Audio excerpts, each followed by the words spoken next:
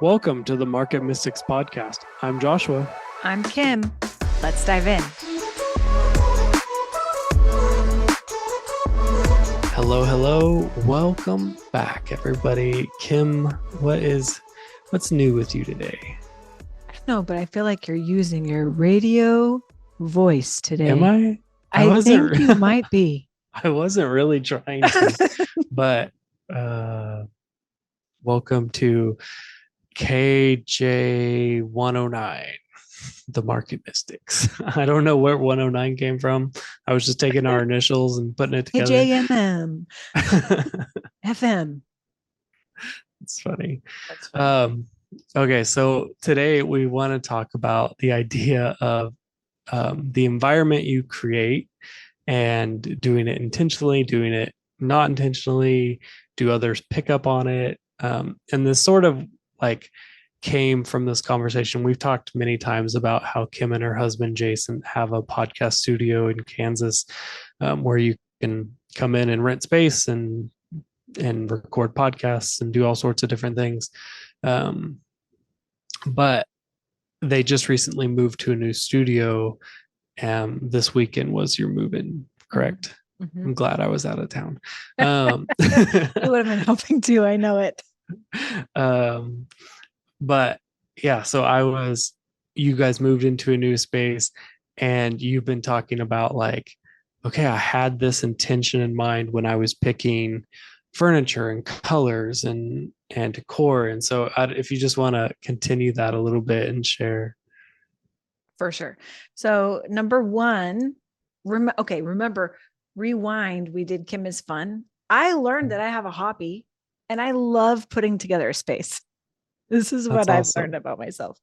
But I'm really intentional about colors, fabrics, just overall aesthetics with things.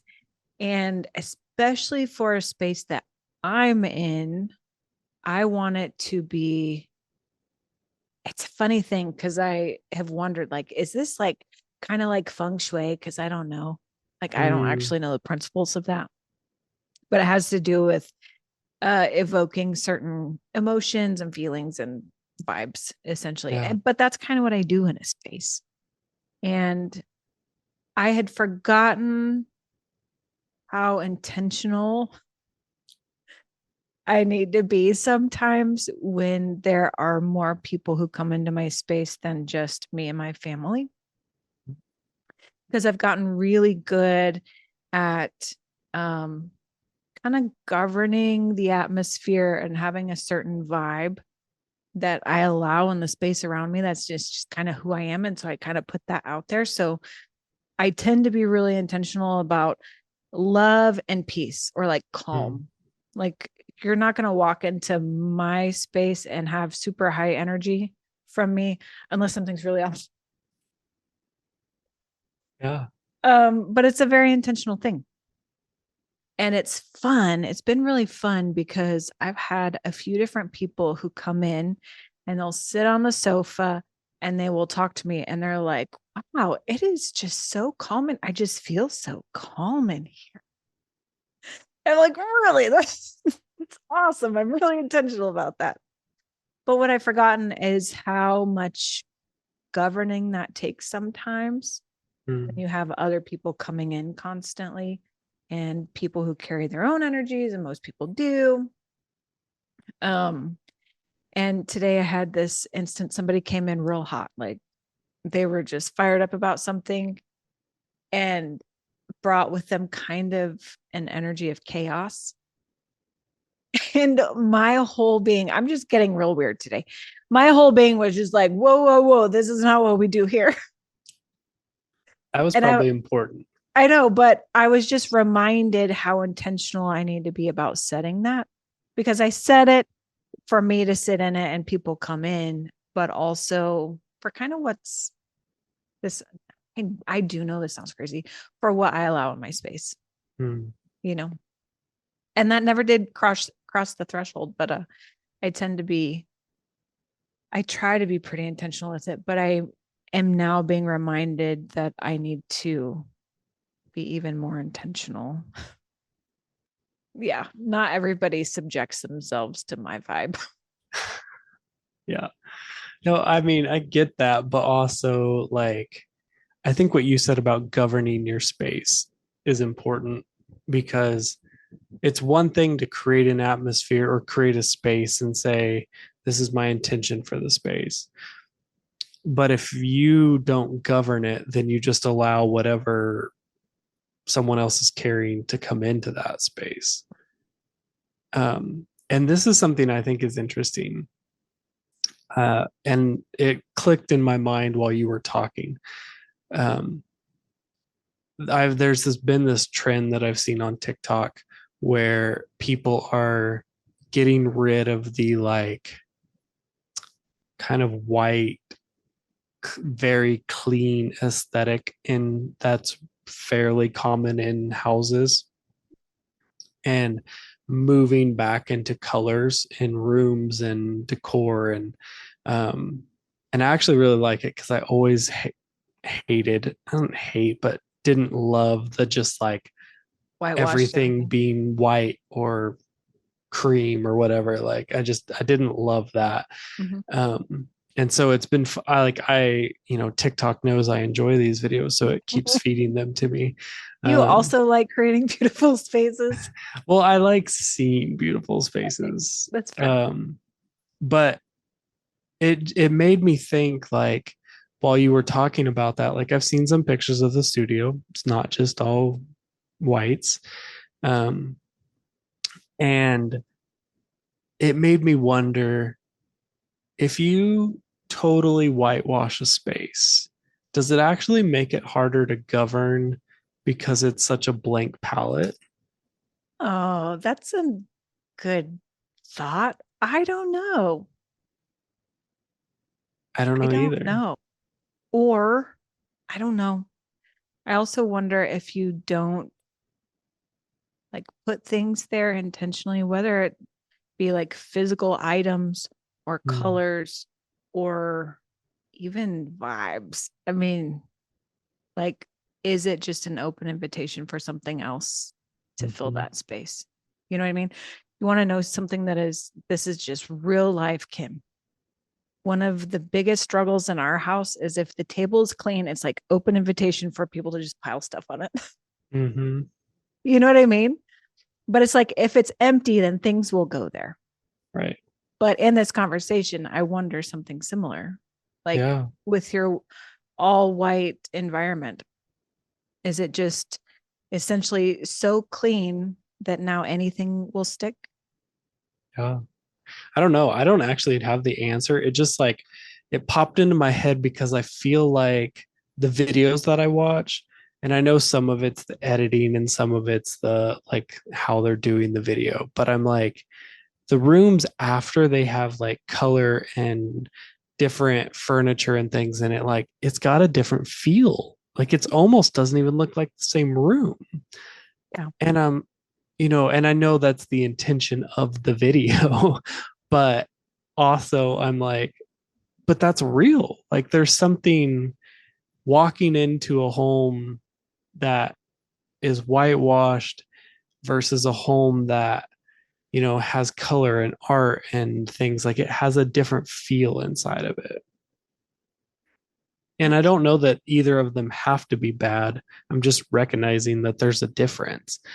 Makes me think about, I used to live with a friend for a few years, and when he moved into this house, like every room was a different color, and he was like slowly one by one going through and kind of modernizing the colors a little bit. And the kitchen was kind of this burnt orange color, and it was very, like, it stood out. It was very bold.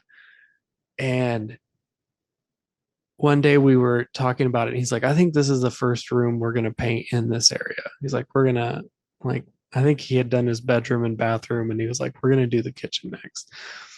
And he started, like, for some reason, either he or his girlfriend or something, like, looked up what does the color orange mean. And one of the things they found was that orange signifies conversation. hmm. And then they realized that everyone in the house even if they weren't eating, gathered in the kitchen space and just would stand there and talk. Like it just became the place that we had conversations. Mhm. And then he was like, well, now I don't want to paint it because like this is such a great space for that. Mhm. And it was a really interesting thing because it's like, you know, not super mystical, weird people, but like recognize that there's something about the color of this room that makes people want to be in here and have conversations. Well, I think there's like color psychology, color theory. Color Mm, theory goes beyond just the psychology of it, but there are things like that. Like you'll look at fast food restaurants, and so many people, so many of them use red and yellow. It's because both of those invoke hunger. mm, So you'll see like Burger King has things like that, and McDonald's has things like that, and Chick-fil-A has things like that. Like all of these different, you just take a look around and you'll start recognizing that. Even when we started our company, we talked about this. mhm. And I don't know, was it for Upper Room or was it for Market Mystics? It might have been for Market Mystics, even. I don't know, but we We- were very intentional with the colors that we chose. Yeah, we were for both, but I mean, specifically, I remember like painting our offices like a very, like with very specific. Mm-hmm. Yep. And it was because of the kind of business we were doing and because of the Mhm. vibe that we wanted it to carry. Yeah, And we were intentional about it. yeah, and it worked. It It did had it had the feel that we wanted it to. it absolutely did. Hmm. It's an interesting thing. I think about um like intentional environments. Sometimes do you ever find yourself just being subject to an environment and you didn't like mean to subject yourself to it? Mm. Yeah. I do this. Jason, my husband, he tends to be a very, I don't even know what word to use. I know what it makes me feel like. Frantic eater. So if we sit down and eat, like are sharing food, Yeah, yeah, he's like, he'll like start eating. And I don't even know that he eats fast. There's just something about the energy that he carries with it that yeah. then makes me feel like I need to eat fast. And I'll catch myself and I'll be like, this isn't how I eat. I'm like such a slow grazer. I'm always like the very last one to finish, but I'll find myself adapting to the energy that he brings to the table, like literally to the Mhm. dinner table. And I don't think it's a bad one. It's just that it isn't mine, Mhm. you know? But sometimes I do. I find myself like subjecting myself to it. And I think sometimes in work environments and family environments, in church environments, in all kinds of interpersonal environments, you might find yourself doing that. Like you go to a high energy concert and you'll probably step into that high energy as well. You know what I mean? Something will probably get your blood pumping and get you revved up. You step into a funeral, and whether you knew the person or not, your energy will probably become somewhere around somber unless somehow they have high energy there. But there are Yeah. just different situations and different things like this. And I think actually, I know we have the ability to carry our own energy without making it like fight. Like you don't have to like come assault people, Right. right? With what you carry, but you can still be very autonomous in things like that. And sometimes also it's kind of necessary to um, Mm. blend in, or what is that? What would the word be? Um, Submit to it? I don't know what it. yeah, I mean, maybe, I mean, I think that word carries a heavy weight for some people, but I think Yeah, in like you're coming in line with that energy right. or Aligning with. yeah, That doesn't sound so it's- aggressive. right. I think either word would work. I think one of them just has a heavier vibe in our life. Right. Right. It's true. But I think about even, when we would talk about rest, and I mean, that is an energy as well, right? Being able to carry that energy of rest into all the different parts of your life. So even if it's something that could be very chaotic and stressful, like maintaining that state of rest so that you don't get sucked into that. This is Mm. exactly the same kind of stuff, right? And I think about a lot of times you can enter an environment where there's chaos or there's conflict and it is palpable. Like, have you ever just walked into a room and you can feel it? You're like, what is happening? Mhm. Something is going on right now. And you can feel it, but I think you don't necessarily have to take it on as your own. I think that's what I'm trying to say. Right. Yeah. Yeah. Yeah. I don't think, hmm, I was going to say, I don't think that always everywhere you go, you are supposed to govern the atmosphere. Yeah. You And don't then I have was to like, dominate. oh, I don't know if that's actually true, but uh, yeah, you don't have to dominate. Like, not everywhere you go are you called to change it. Like, maybe you're just supposed to be there. Like, that's an important thing to be able to discern. That's true. And part of the reason I was thinking that is like governing takes a lot of energy. And like, I think it's one of those like choose your battles. Like, if Mm. you walk into a Wendy's or something, like, do you want to govern that atmosphere? Or do you want to have capacity when you go home and something's going crazy at home? Like, I just think it's a how do you wish to use your energy? Yeah. See, I think that's kind of interesting too, because this is what we're talking about, like governing atmospheres and governing Mhm. environments. But I think also simply governing yourself in in this realm of what we're talking about, like in your energy and what you'll allow to be absorbed or taken on by yourself. Mm. You could be in complete chaos, but you could choose to maintain the rest, Yeah. right? Um, I think that's really important. I Years and years ago, the first person I ever heard talk about any of this was Mike Parsons, who was on a few months ago, Mhm. maybe like 6 months ago now. That's wild. But he I'll go talked look. about this concept of expanding your spirit.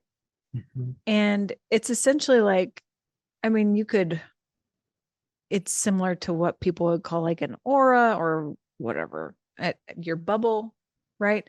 But essentially, like, how far out does yourself reach? Not Mhm. physically, not like how wide are you, but like how far out does your energy go?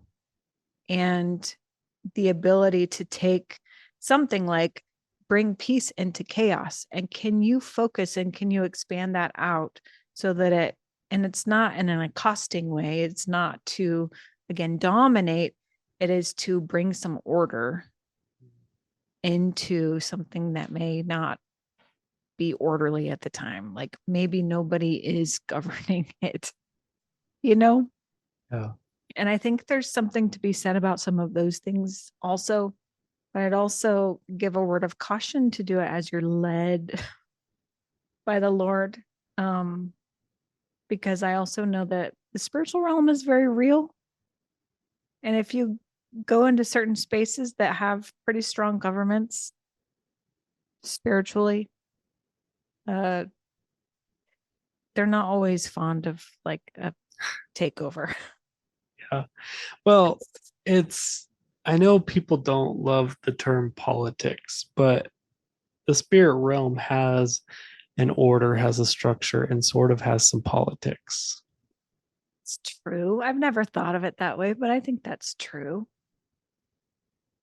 Mm-hmm. Yeah. I mean, I know you and I have talked about like negotiating terms or travel or different things. And like, it's politics if you want to use those terms in some way. This is so true. This is so okay. So here's a good example. We've done plenty of international travel together. Mm-hmm. Most of it, if not all of it, has been because the Lord told us to go do it. Right. But we also were really intentional about making sure that we had proper authority to go step foot there so that the principalities and powers that be there are not threatened by us and don't, like, I don't know, try to take us out or something. Yeah. It's Yeah. kind of important. It's kind of like going to the neighbors and knocking on the door before you just walk in. Like, Yes. It's important. it is important, Yeah. even if you're bringing cookies and peace. Right. Yeah. It's just, it's common decency or common practice in someone else's space. Mm-hmm. Yeah. That's true. Yeah. It's an interesting conversation. Did not quite go how I thought it was going to go, but good. I've really enjoyed it. Well, good. Okay. I hope our listeners did too. I'm glad you guys tuned in. And if you have any input, we'd love to hear it. That is all for KJFM, blah, blah, blah. Stay tuned for a word from our sponsors. We'll see you next time. Hey, thanks for listening. Keep up with us along this journey by liking, subscribing, and becoming a member through YouTube. Members get exclusive access to bonus content with our guests, deeper dives into topics, and a look into other projects. We're glad to have you here. See you next time.